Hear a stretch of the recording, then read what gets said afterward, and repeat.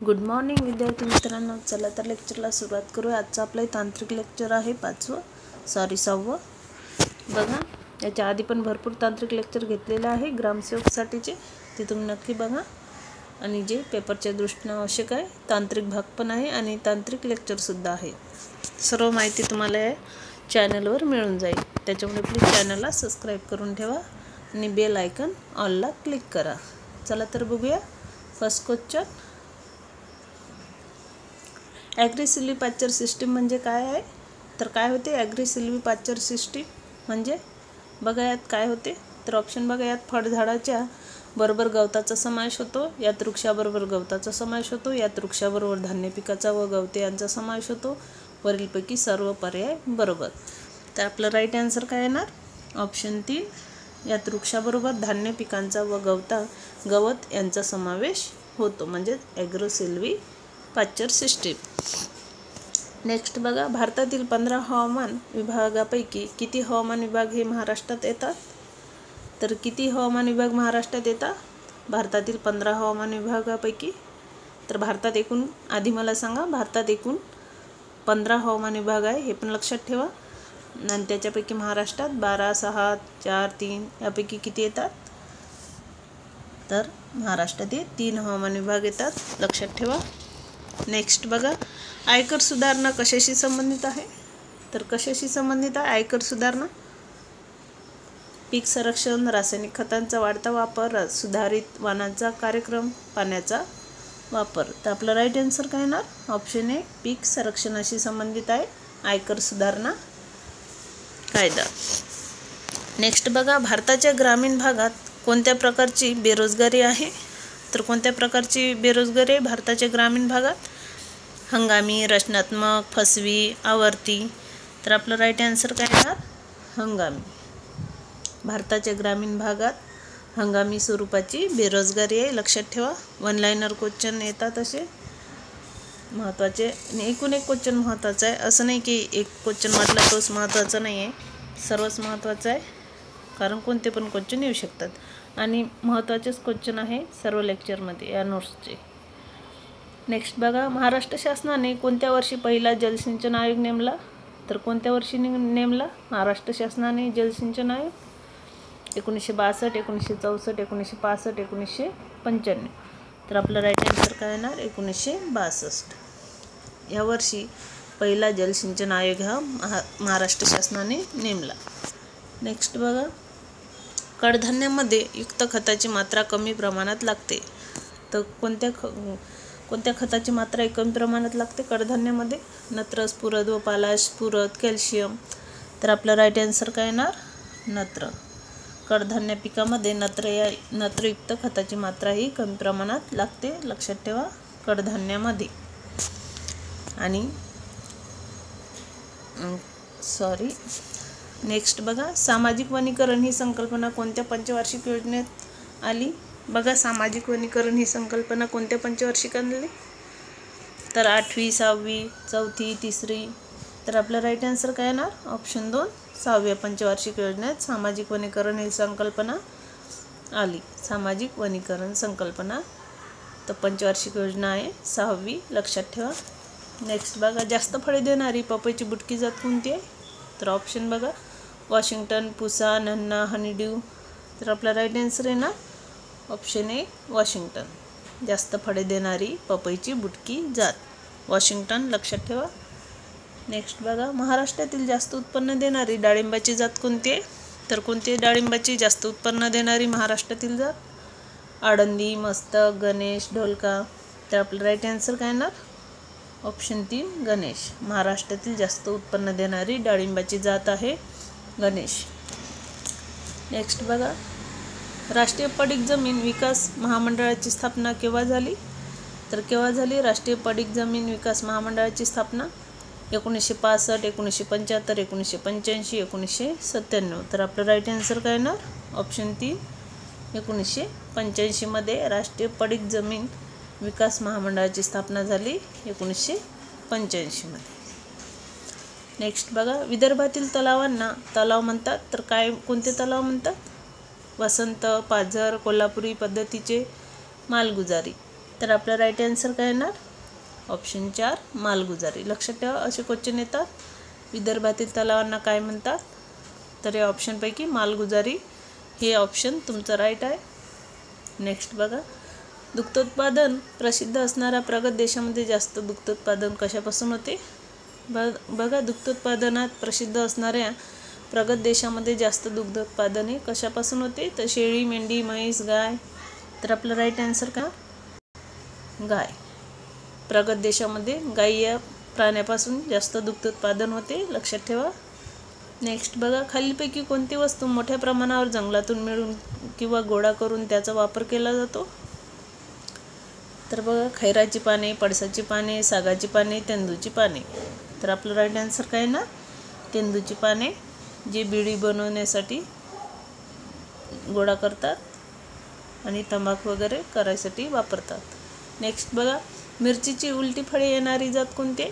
तर बघा ऑप्शन पंतसी 1, ज्वाला, लवंगी, पांढुर्णा. तर आपला राईट आन्सर काय येणार? ऑप्शन 1 पंतसी 1. मिरचीची उलटी फळे येणारी जात आहे पंतसी 1. नेक्स्ट बघा, हरित क्रांतीचा फायदा कोणत्या पिकाच्या गटाला सर्वाधिक झाला? तर कोणत्या पिकाच्या गटाला हरित क्रांतीचा फायदा सर्वाधिक झाला? तेलबिया पिके, नगदी पिके, तृणधान्य पिके, कडधान्य पिके. तर आपलं राईट आन्सर आहे ना तृणधान्य पिके. हरित क्रांतीचा फायदा हा तृणधान्य पिकाला, तृणधान्य वर्गीय पिकाच्या गटाला सर्वाधिक झाला. नेक्स्ट बघा, ऊसाच्या लागवडीसाठी एक डोळ्याच्या कांड्याची दर हेक्टरी किती संख्या असावी? तर 50,000, 55,000, 75,000, 95,000, 60,000. तर आपलं राईट आन्सर काय ना? ऑप्शन 2 75,000. ऊसाच्या लागवडीसाठी एक डोळ्याच्या कांड्यांची दर हेक्टरी संख्या ही 75,000 असावी. नेक्स्ट बघा, दूध पावडरमध्ये कमीत कमी किती पाणी असावे लागते? तर किती पाणी असावे लागते दूध पावडरमध्ये? 26%, 13%, 10%, 5%. तर आपलं राईट आन्सर काय ना? ऑप्शन 4 5%. दूध पावडरमध्ये कमीत कमी 5% पाणी असावे लागते. नेक्स्ट बघा, जगातील कोणत्या देशात नैसर्गिक रेशमाच्या 4ही प्रकारचे उत्पादन होते? तर कोणत्या देशात होते जगातील 4ही प्रकारच्या नैसर्गिक रेशमाच्या उत्पादन? भारत, चीन, ऑस्ट्रेलिया, श्रीलंका. तर आपलं राईट आन्सर काय ना? ऑप्शन 1 भारतात होते 4ही प्रकारचे नैसर्गिक रेशम आणि त्यांचं उत्पादन.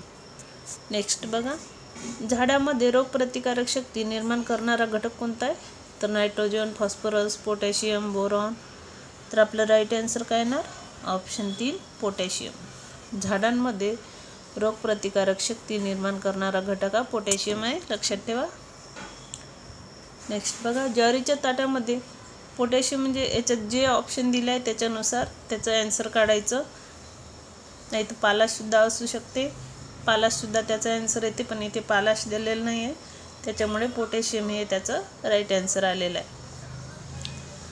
नेक्स्ट बघा, ज्वारीच्या ताटामध्ये हायड्रोसायनिक ॲसिडची निर्मिती साधारण किती दिवसापर्यंत होते? तर 15 दिवस, 30 दिवस, 45 दिवस, 75 दिवस. तर आपलं राईट आन्सर काय येणार? ऑप्शन 3 45 दिवसपर्यंत ज्वारीच्या ताटामध्ये हायड्रोसायनिक ॲसिडची निर्मिती ही होते. नेक्स्ट बघा, कोकण कृषी विद्यापीठाने स्वस्तिक अवजार कोणत्या उद्देशाने विकसित केले आहे? तर कोणत्या उद्देशाने विकसित केले आहे स्वस्तिक अवजार आणि कोणी केलं आहे? तर कोकण कृषी विद्यापीठाने केले आहे. आणि स्वस्तिक अवजार हे कशासाठी वापरले जाते? तर बघा ऑप्शन 1 त्याचा राईट आन्सर आहे भुईमुगाला भर देण्यासाठी. भुईमुग पिकाला भर देण्यासाठी स्वस्तिक अवजार हे वापरले जाते आणि ते कोकण कृषी विद्यापीठाने विकसित केलेले आहे, हे पण लक्षात ठेवा. नेक्स्ट बघा, खरीप ज्वारीचे उत्पादन रब्बी ज्वारीच्या उत्पादनापेक्षा अधिक आहे. कारण काय? सरळ वाणांचा वापर, निवड पद्धतीच्या बियांचा वापर, संकरित वाणांचा वापर, यापैकी सर्व. तर आपलं राईट आन्सर काय आहे ना? ऑप्शन 3 म्हणजेच संकरित वाणाचा वापर हे आपलं राईट आन्सर आहे. खरीप ज्वारीचे उत्पादन रब्बी ज्वारीच्या उत्पादनापेक्षा अधिक असण्याचे कारण आहे ते का संकरित वाणांचा वापर हा मोठ्या प्रमाणात केला जातो. नेक्स्ट बघा, गव्हाच्या कोणत्या जातींना प्रथम क्रांती घडवून आणली? तर कोणत्या जातींनी प्रथम क्रांती घडवून आणली गव्हाच्या? अमेरिकन, मेक्सिकन, भारतीय अ आणि ब दोन्ही. तर आपलं राईट आन्सर काय ना? मेक्सिकन. गव्हाच्या मेक्सिकन या जातींनी प्रथम क्रांती ही घडवून आणली. लक्षात ठेवा, गव्हाच्या मेक्सिकन जाती. हरित क्रांती कोणत्या राज्यात झाली? तर कोणत्या राज्यात झाली हरित क्रांती? उत्तर प्रदेश, मध्य प्रदेश, आसाम आणि मेघालय, पंजाब आणि हरियाणा, महाराष्ट्र आणि उत्तर प्रदेश.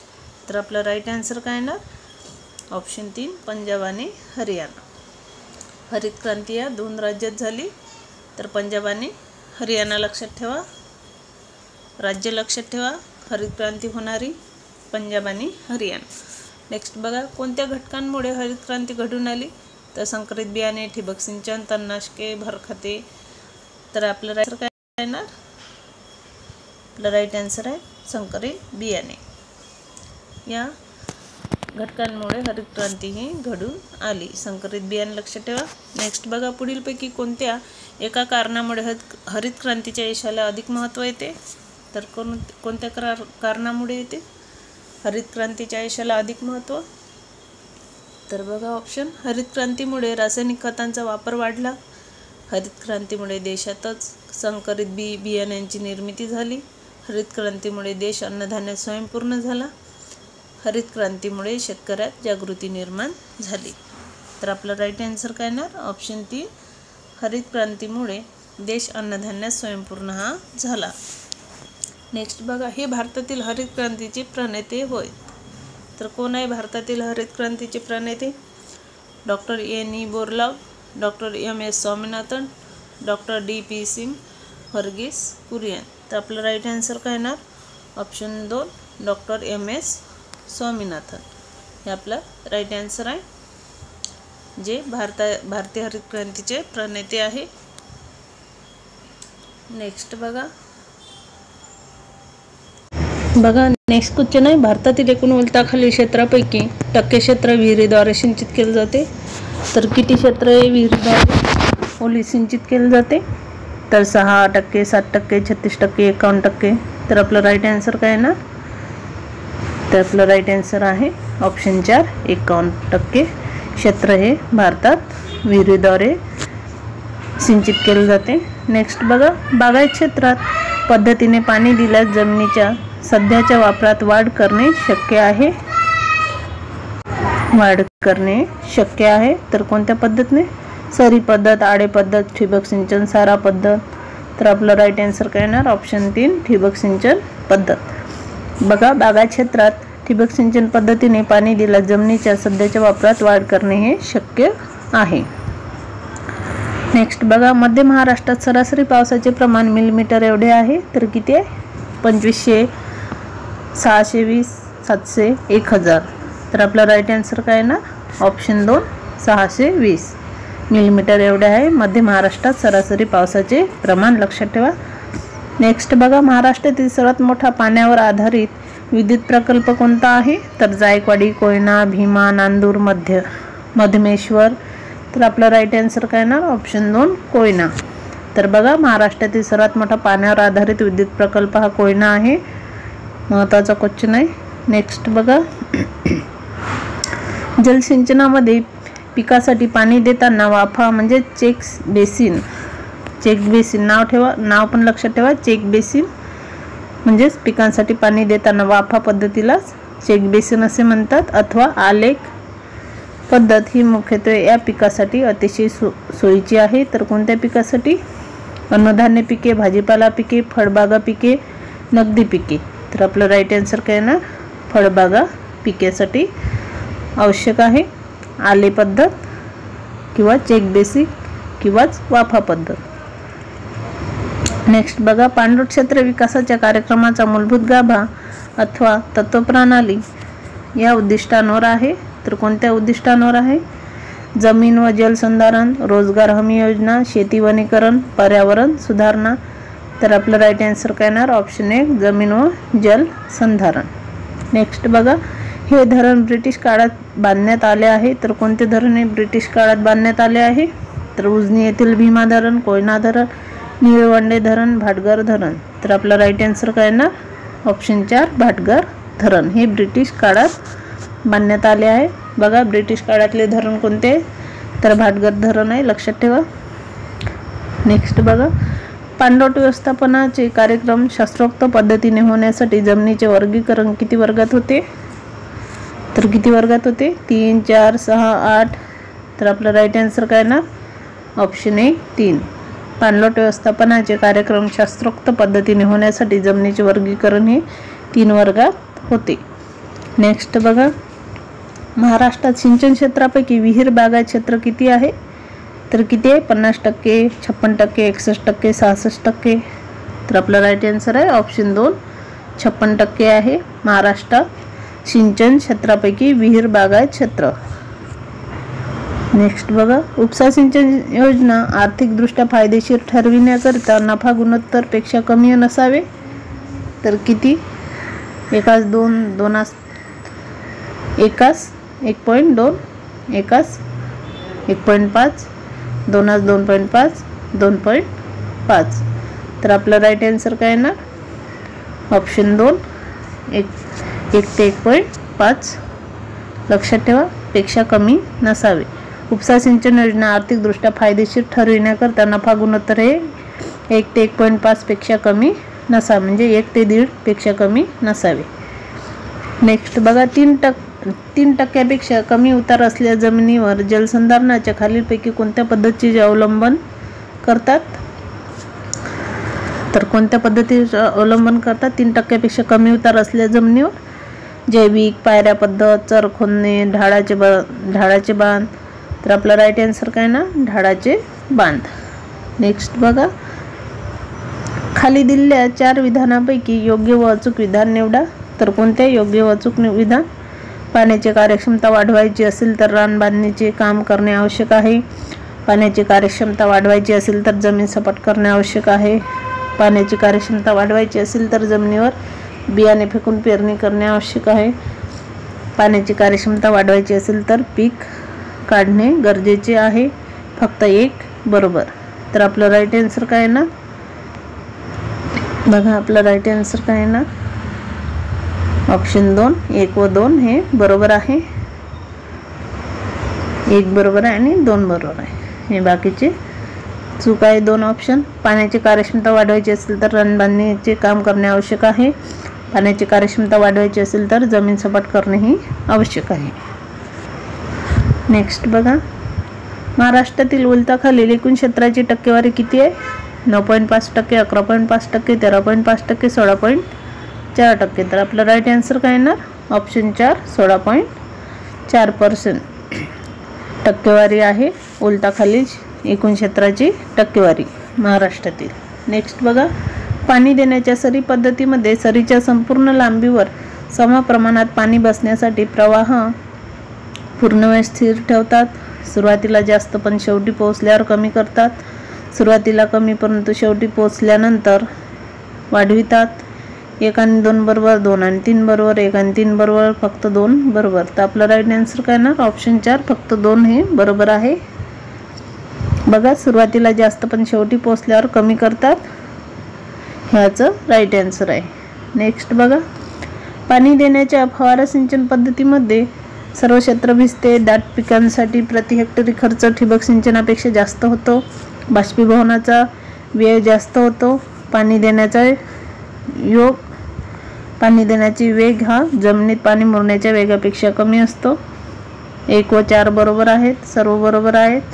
1 2 3 4 बरोबर आहे, 1 2 3 बरोबर आहे. तर आपलं राईट आन्सर काय येणार ऑप्शन 2 सर्व बरोबर आहे. हे आपलं राईट आन्सर आहे.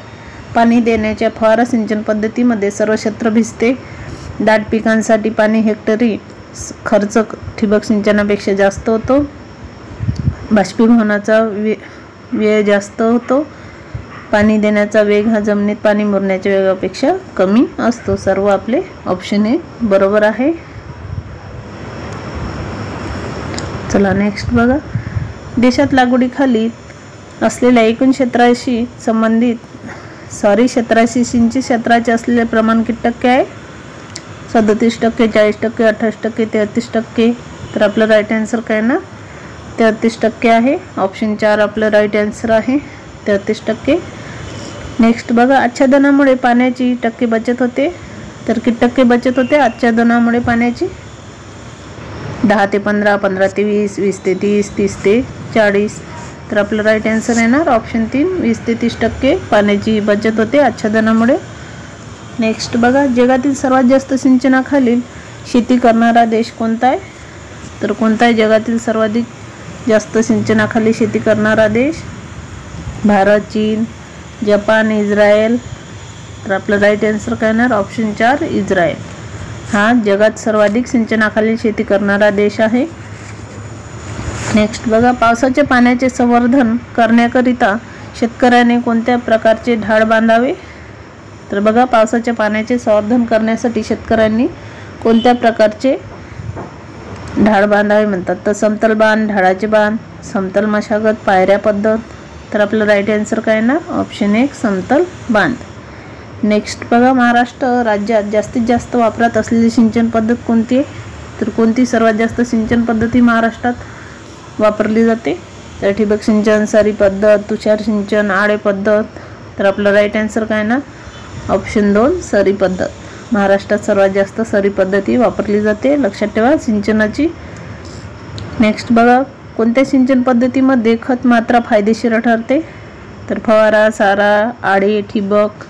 तर आपलं राईट आन्सर काय ना ऑप्शन 4 ठिबक सिंचन पद्धतीत खत मात्रा फायदेशीर ठरते, जे पिकांना व्यवस्थित दिला जाते.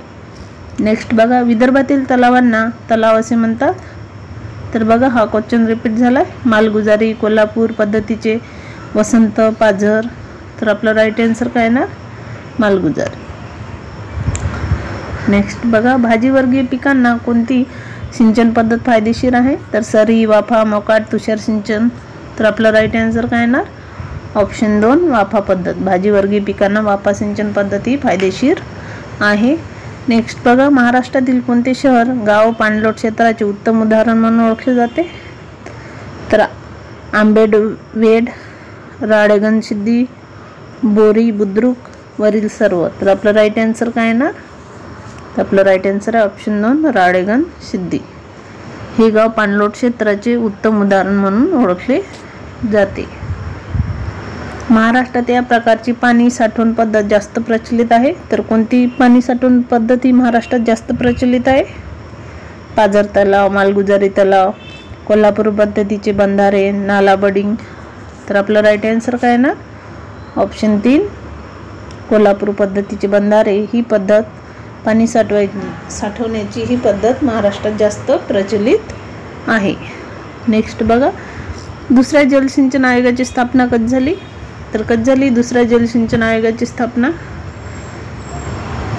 बघा ऑप्शन 1962, 1974, 1979, 1994. तर आपलं राईट आन्सर येणार 1994. नेक्स्ट बघा, महाराष्ट्रात सह्याद्रीच्या माथ्याला किती मिलीमीटर पाऊस पडतो? तर 6000, 5000, 3000, 4000. तर आपलं राईट आन्सर काय येणार ऑप्शन 1 6000. एवढा पाऊस पडतो. नेक्स्ट बघा, महाराष्ट्रात पाणलोट क्षेत्र विकास कार्यक्रम कधी सुरू झाले? आता झालाय ना आपला, हा रिपीट झालाय का परत? 1980, 1981, 1982, 1983. तर आपलं राईट आन्सर काय येणार 1983. झाला होता बहुतेक हा क्वेश्चन, परत रिपीट झालाय. नेक्स्ट बघा, भात व ताक सोडून सर्व पिकांना सिंचनाची कोणती पद्धत वापरतात? तुषार, मोकाट, ठिबक, सारा पद्धत. तर आपलं राईट आन्सर काय येणार ऑप्शन 1 तुषार सिंचन पद्धत. भात व ताग या पिकांना सोडून सर्व पिकांसाठी तुषार सिंचन ही पद्धती फायदेशीर आहे. बघा असे पण ऑप्शन देतात. तुषार सिंचन पद्धत कोणत्या पिकांना सोडून सर्व पिकांना वापरली जाते? नेक्स्ट बघा, कृष्णा नदी पाणी निवाड्यानुसार कृष्णा नदीचे पाणी महाराष्ट्राच्या वाट्यास किती TMC आले आहे? बघा, कृष्णा नदीचे पाणी महाराष्ट्राच्या वाट्यास किती TMC आले आहे? तर 500, 594, 900, 599.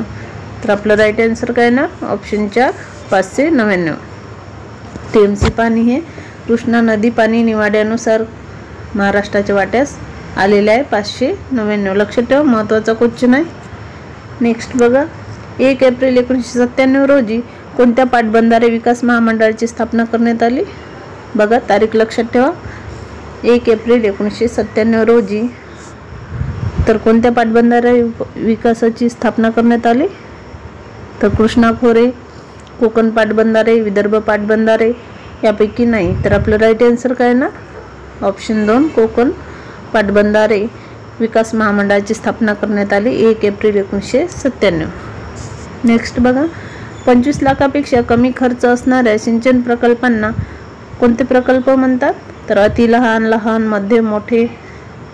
तर आपलं राईट आन्सर ऑप्शन 2 लहान प्रकल्प असे म्हणतात 25 लाखापेक्षा कमी खर्च असणाऱ्या सिंचन प्रकल्पांना लहान प्रकल्प असे म्हणतात. नेक्स्ट बघा, जमिनीतील टक्के पाणी कमी झाल्यावर पिकांना पाणी द्यावे. तर किती टक्के पाणी कमी झाल्यावर पिकांना पाणी द्यावे जमिनीतील? 20, 30, 40, 50.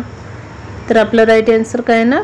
ऑप्शन 4 50% पाणी हे जमिनीतील कमी झाल्यावर पिकांना पाणी हे द्यावी. नेक्स्ट बघा, महाराष्ट्र शासनाने या वर्षी बर्वे कमिशन नेमले. तर कोणत्या वर्षी नेमले महाराष्ट्र शासनाने बर्वे कमिशन? बघा बर्वे कमिशन 1962, 1979, 1980, 1982. तर आपलं राईट आन्सर 1962 या वर्षी महाराष्ट्र शासनाने बर्वे कमिशन नेमले. नेक्स्ट बघा, अयोग्य जोडी ओळखा. अयोग्य चुकीची जोडी ओळखा म्हणतात. बघा नदी आणि पाण्याची क्षमता दिली आहे. तर चुकीची जोडी कोणती याच्यात? 101 नंबरचा ऑप्शन 3 हे चुकीची जोडी आहे. बाकी जोडे है बरोबर आहे. वाचून घ्या नीट. गोदावरी 27.900 दशलक्ष घनमीटर, कृष्णा 37.800 दशलक्ष घनमीटर आणि कोकणातील पश्चिम वाहिनी नद्या 40,400 दशलक्ष घनमीटर. महत्त्वाच्या आणि इम्पॉर्टंट आहे, जोड्यावर क्वेश्चन येतात. नदी आणि नदीची पाण्याची क्षमता. नेक्स्ट बघा, शासनाने पाटबंधारे योजनांचे एकूण किती प्रकार पाडले आहेत? तर किती प्रकार पाडले आहे शासनाने पाटबंधारे योजनांचे एकूण? 2, 3, 4, 5. तर आपलं राईट आन्सर काय येणार? ऑप्शन 1 2. तर आपलं 2 म्हणजेच 1 हे आपलं राईट आन्सर आहे. शासनाने पाटबंधारे योजनांचे एकूण 2 प्रकारे पाडले आहेत. लक्षात ठेवा. पिकांच्या वाढीसाठी या प्रकारच्या जलाचाच उपयोग केला जातो. तर कोणत्या प्रकारच्या जलाचा उपयोग केला जातो पिकांच्या वाढीसाठी? आर्द्रता शोषी जल, केशाकर्षणीय जल, गुरुत्वाकर्षणीय जल, अ व क. तर आपलं राईट आन्सर काय येणार? ऑप्शन 4 अ व क. अ व क म्हणजेच आर्द्रता शोषी जल आणि गुरुत्वीय जल. पिकांच्या वाढीसाठी आर्द्रता शोषी जल आणि गुरुत्वीय जल या प्रकारच्या जलाचाच उपयोग केला जातो. नेक्स्ट बघा, आर्द्रता शोषी जल व मातीचे कण यामध्ये ॲटमॉस्फिअर इतक्या दाबाचे आकर्षण असते. तर किती दाबाचे आकर्षण असते? 31 ते 10,000. एकास 3 पेक्षा कमी, एकास 3 ते 31,000 पेक्षा जास्त. तर आपलं राईट आन्सर काय येणार? ऑप्शन 3 1/3 ते 31 एवढे ॲटमॉस्फिअर इतक्या दाबाचे आकर्षण हे असते. अयोग्य जोडी ओळखा. बघा अयोग्य जोडी परत क्वेश्चन आला आहे. जोड्या लावावर मातीची प्रत आणि जलधारण क्षमता. मातीच्या प्रत म्हणजेच प्रतीनुसार तिची जलधारण क्षमता असे ऑप्शन दिले आहे. तर वाळू, वाळू लोम, लोम, चिकन लोम. तर अयोग्य जोडी कोणती आहे याच्यातली? ऑप्शन 4 ही अयोग्य जोडी आहे. बाकीच्या जोड्या ह्या राईट आहे. बघा वाळू 10 ते 20% जलधारण क्षमता, वाळू लोमची 15 ते 27% जलधारण क्षमता, लोम मातीची 25 ते 36% जलधारण क्षमता. लक्षात ठेवा, महत्त्वाचं क्वेश्चन आहे. आणि 4 नंबर चिकन मातीची चुकीची दिलेली आहे. नेक्स्ट बघा, आणखी जोड्या लावावर क्वेश्चन दिला आहे. जोड्या लावायचा क्वेश्चन असला म्हणजे तुमचे 3-4 ऑप्शन म्हणजे एकाच याच्यात 3-4 क्वेश्चन हे क्लिअर होतात.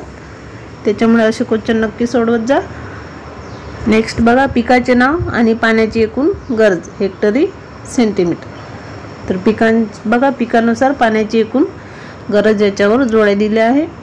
तर गहू, भात, बाजरी, कापूस आणि याच्यापैकी अयोग्य जोडीला पाण्याची गरज ही ओळखायचं आहे.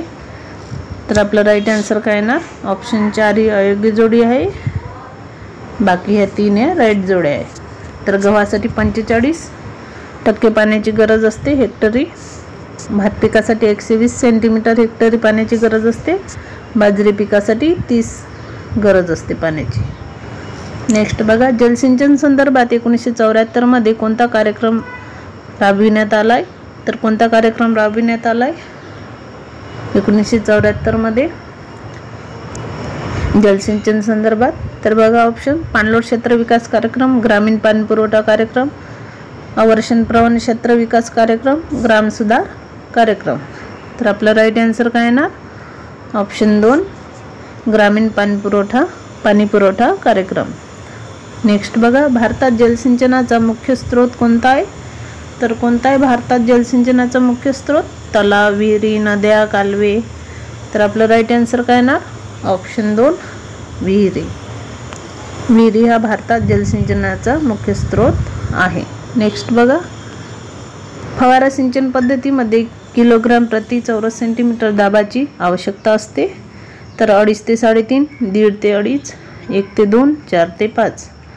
तर आपलं राईट आन्सर काय येणार? ऑप्शन 3 1 ते 2 किलोग्राम प्रति चौरस सेंटीमीटर दाबाची आवश्यकता असते फवारा सिंचन पद्धतीमध्ये. नेक्स्ट बघा, मातीच्या ओलाव्याच्या या अवस्थेत जमिनीत हवा व पाणी यांचे प्रमाण पीक वाढीसाठी पोषक असते.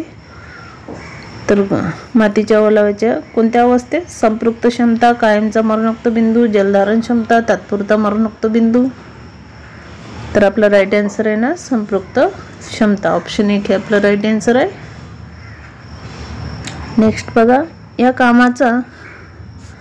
कामाचा पाणलोट क्षेत्र विकास कामांमध्ये समावेश होत नाही. तर कोणत्या कामाचा पाणलोट क्षेत्र विकास कामामध्ये समावेश होत नाही? उपसा जलसिंचन, नाला बडिंग, जमीन सपाटीकरण, समोच्च बांध बंदिस्ती. तर आपलं राईट आन्सर काय येणार? ऑप्शन 3 जमीन सपाटीकरण. जमीन सपाटीकरण या कामाचा पाणलोट क्षेत्र विकास कामामध्ये समावेश होत नाही. नेक्स्ट बघा, water and land management institute कुठे आहे? तर कुठे आहे water and land management institute? Pune, Mumbai, Kolhapur, Aurangabad. तर आपलं राईट आन्सर आहे औरंगाबाद. नेक्स्ट बघा, पाणी व जमीन व्यवस्थापन संस्थेची स्थापना कोणत्या वर्षी झाली? 1975, 1979, 1980, 1983. तर आपलं राईट आन्सर आहे 1980. तर आपलं राईट आन्सर आहे 1980. पिकास दिलेल्या पाण्यापैकी किती टक्के पाणी बाष्पीभवनाद्वारे निघून जाते? तर बघा ऑप्शन, 50%, 55%, 60%, 80%. तर आपलं राईट आन्सर काय येणार? 80% पाणी आहे पिकास दिलेल्या पाण्यापैकी बाष्पीभवनाद्वारे निघून जाते. नेक्स्ट बघा, या राज्यात तलावामुळे सर्वाधिक क्षेत्र सिंचनाखाली आहे. तर कोणत्या राज्यात तलावामुळे सर्वाधिक क्षेत्र सिंचनाखाली आहे? तर महाराष्ट्र, पंजाब, मध्य प्रदेश, आंध्र प्रदेश. तर आपलं राईट आन्सर येणार आंध्र प्रदेश.